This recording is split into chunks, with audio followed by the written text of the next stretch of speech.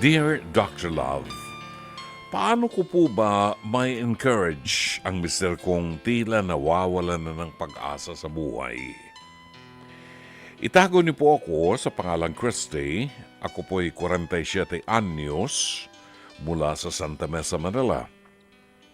22 years na po kaming kasal ng mister kong si Bernard at biniyayaan po kami ng 3 anak.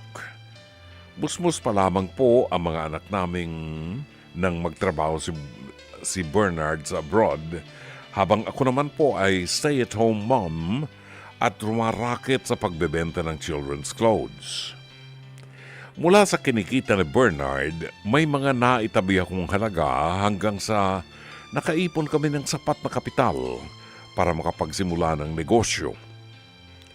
Matapos ang 12 taon sa pagiging OFW, nagpasya na po si Bernard na magtayo kami ng negosyo, buy and sell, mula sa aming naipon.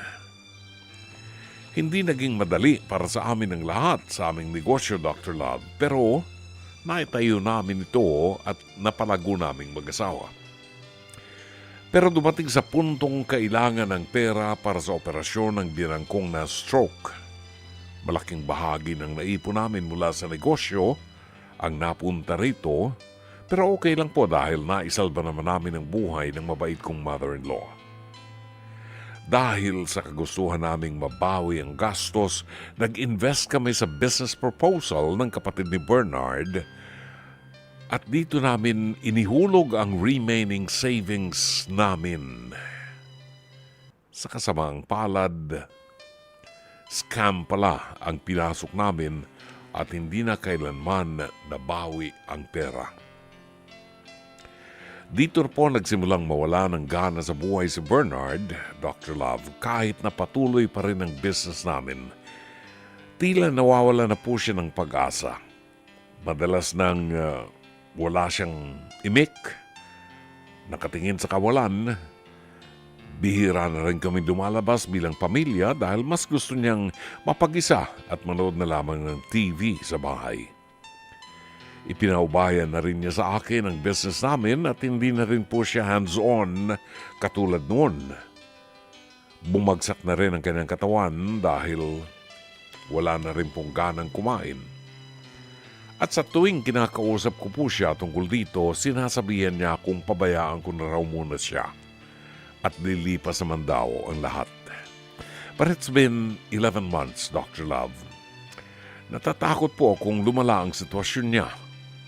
Natatakot po akong baka ano ang gawin niya sa kanyang sarili.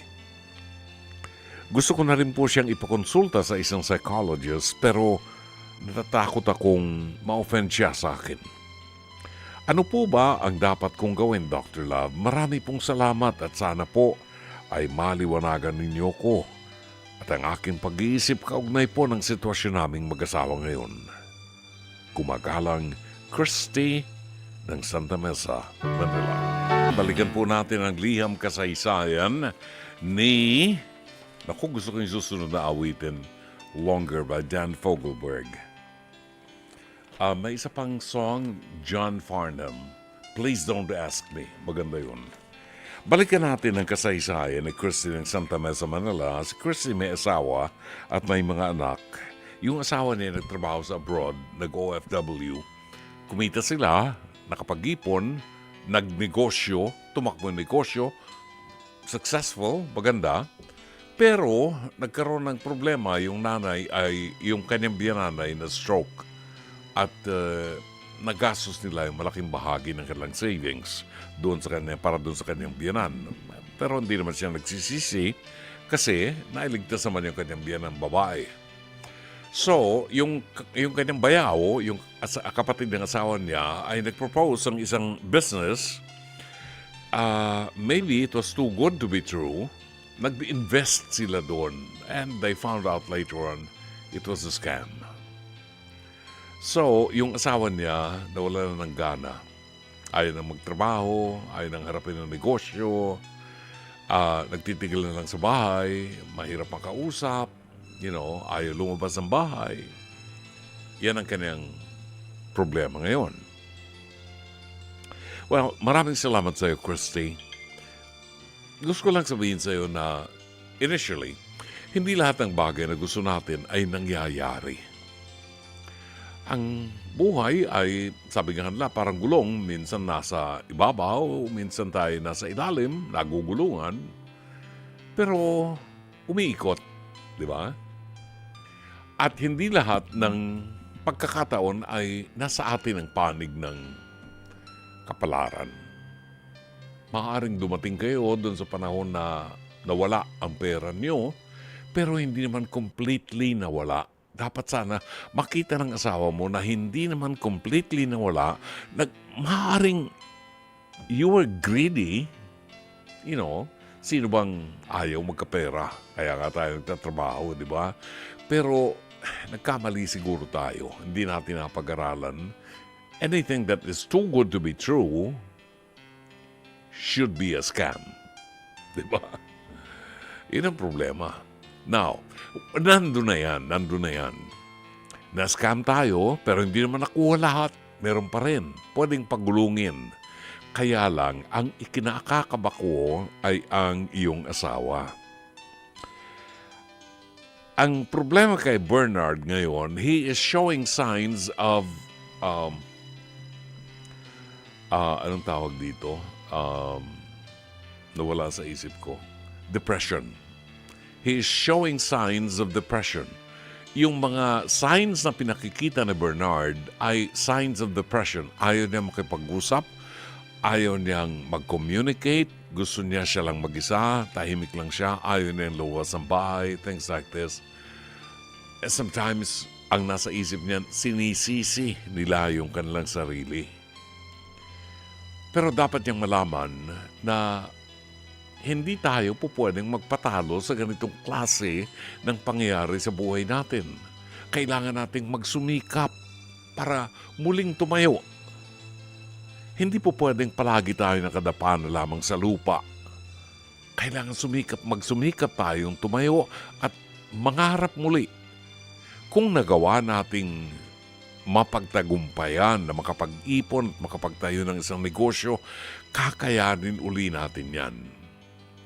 Pero ang mahalaga rito at ang nakikita ko, Christy, na immediate na kinakailangan mapagtuunan ng pansin, ay kailangang makita ng isang psychologist ang iyong asawa upang matulungan siya sa kanyang mental health problem. It is very important.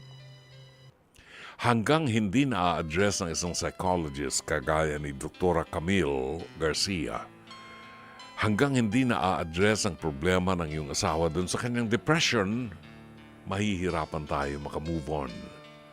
Mahalaga sa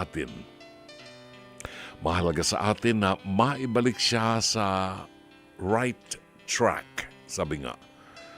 Maibalik siya sa realidad.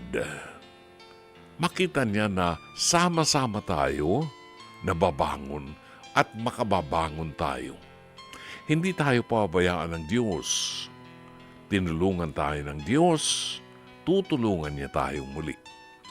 Ang mahalaga ay makita ng iyong asawa na may pag-asa pa at hindi pa tapos ang daigdig. At sa pamagitan niya at sa tulong niya, muling aangat ang inyong pamilya.